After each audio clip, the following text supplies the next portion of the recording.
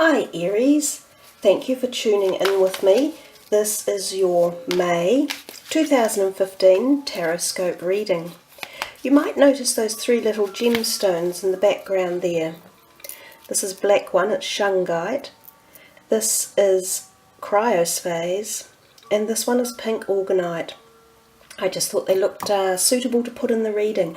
So I'll put the meanings of the stones down beneath your reading afterwards if you're interested in finding out their vibrational energies. So 4 cards, and then we will look at 2 others towards the end of the reading. So sit back and relax if you've got a few minutes to spare, and we will find out what May has in store for you.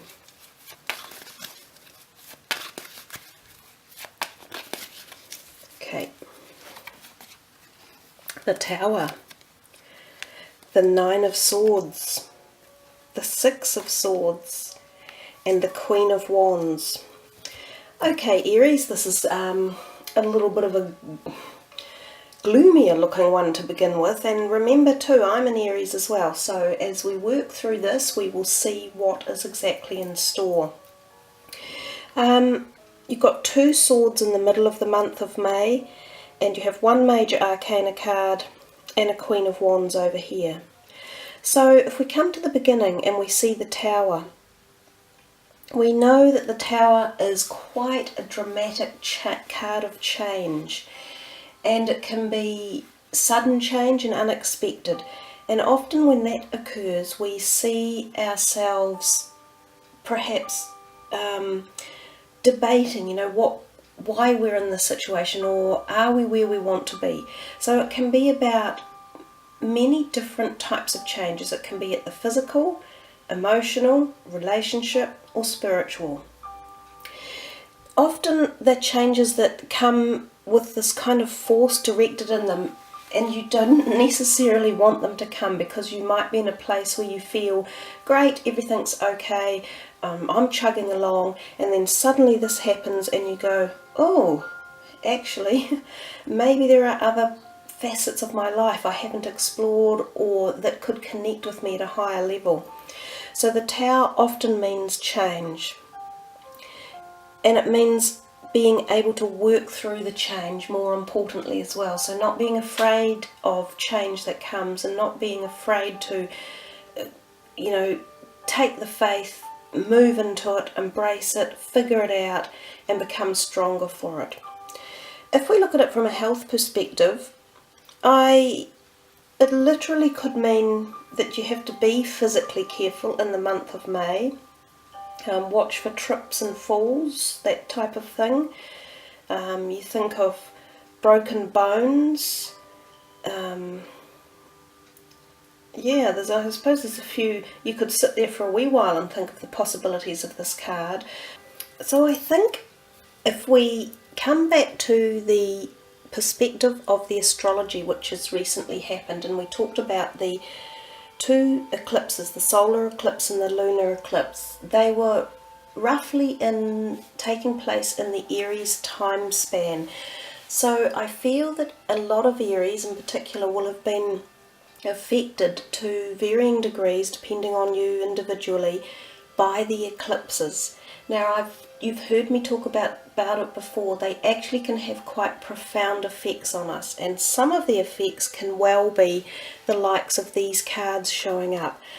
Now often after an eclipse, at around about the month when the eclipse has happened, which is roughly the 4th of May, which is that first week in May, it can be almost like the shockwave effect hits you. So you might very well come up with situations that you just suddenly feel, nah, I'm moving on, or I'm not going to tolerate this, or I don't know how to handle it. I think too, when we see this card right next to it, the 9 of Swords, we see this person in bed. It gives me the feeling of needing to slow down and take some time out and really think through the way you want to move forward, especially if you're feeling as if any situations around you are not meeting your needs any longer, or are not working positively with you and raising your vibrations. Now, it would also pay to take your time to think about it if you can. If an event occurs that's quick and sudden, it might take a little bit of thought or contemplation or time away to try and resolve it, to move forward in a positive light. The other thing is the Nine of Swords often indicates sleep issues. So some of you may be having problems sleeping, and it may be that you need to address it in one way or another, whether or not you look at some naturopath treatments or a form of sleep help, whether it be natural sleep tablets or even prescribed ones. And the other thing is, this can also mean vivid nightmares and dreams and messages that come in your dreams. So it could be poignant to start a dream book and to listen to what it is that your inner psyche might be telling you around this time, because you can also pick up messages about what your subconscious is delivering you and how you can connect it all together. It can be a worthy thing to do, to have a dream journal.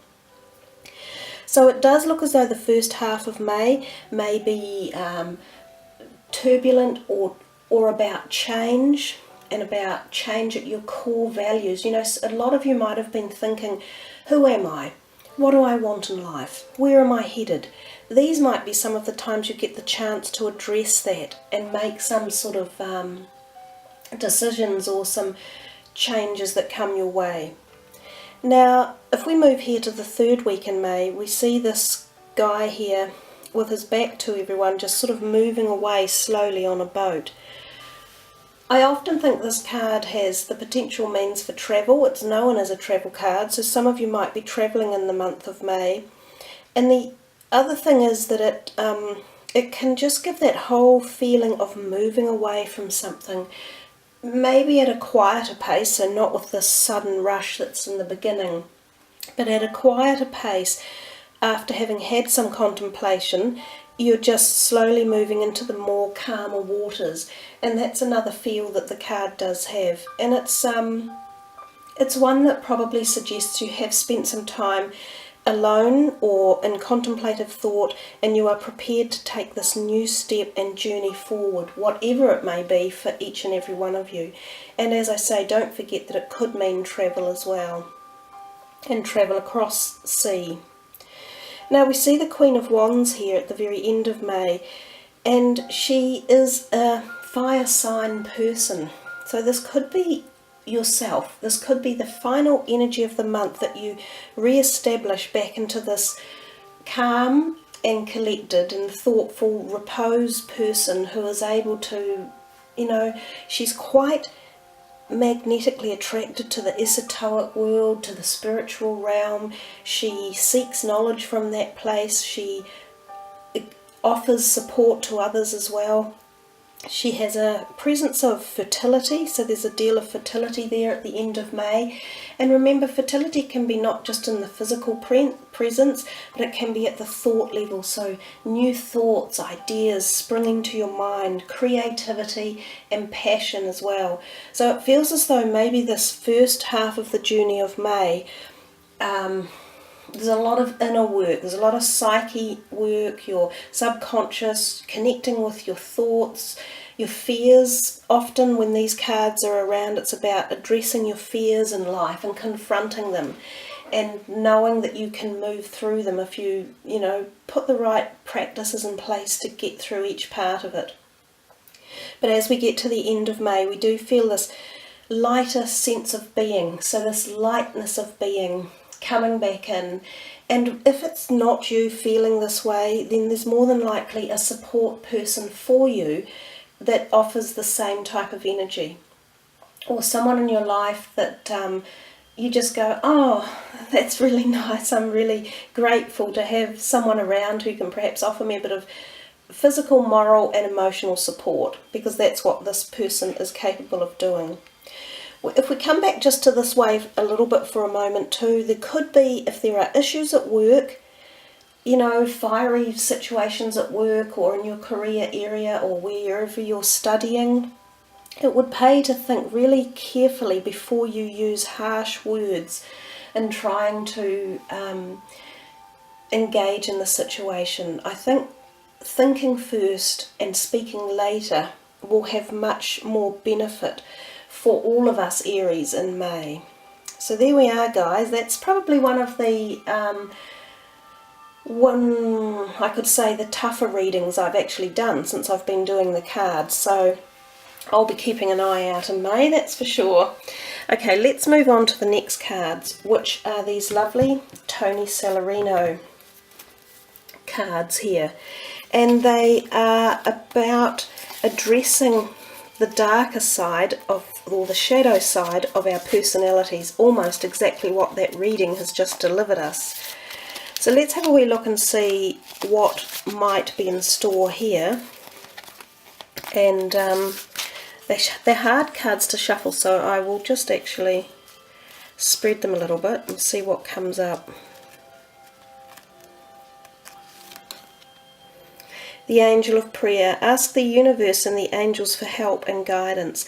It's interesting, this particular card I think has popped out in 3 other readings, so it would appear that asking for support and help is going to be a really big part of getting through May for anyone who has feelings of either loneliness or not being able to get through a situation that's occurring. You know, it is hard to accept sometimes, but you're not on your own and you're not doing anything on your own. But at the same time, you have to request the help and you have to have faith that it will come. So some people are, you know, believers in religion or a God or a certain thing that, or faith that they follow. So for whatever it might be for you, you just go out there and you connect with that point of passion of your faith, and you ask for the support and the help, and have faith that it will be delivered. So that's one of the messages there for you for May, and it's a beautiful supportive message. It should give you a lot of warmth to know that any times of difficulty you can connect and call on this energy and use the power of prayer. And I don't mean prayer necessarily just from the religious perspective, because we know of prayer as being a very positive force around us. It's at a vibration that we can't actually see, but it does exist, and it is positive and it is powerful. So the next card, Aries, for you guys, Goddess of the Sacred Path. Let go of logic and trust your intuition.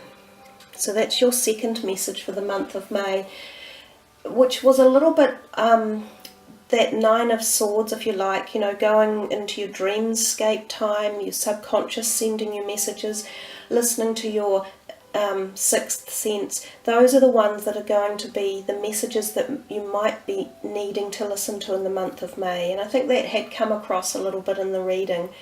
So trust yourself, ask for support and help if there are any issues that you feel you need to, and always have faith and strength. And I think that's another thing that the Aries can call upon, is that inner fire strength. It's actually a real blessing for whatever comes our way.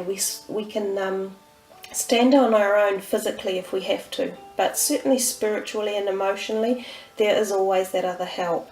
So let me just get the Angels of Atlantis cards and pull one of those as well, the lovely bright white light, and we'll see what comes your way, Aries.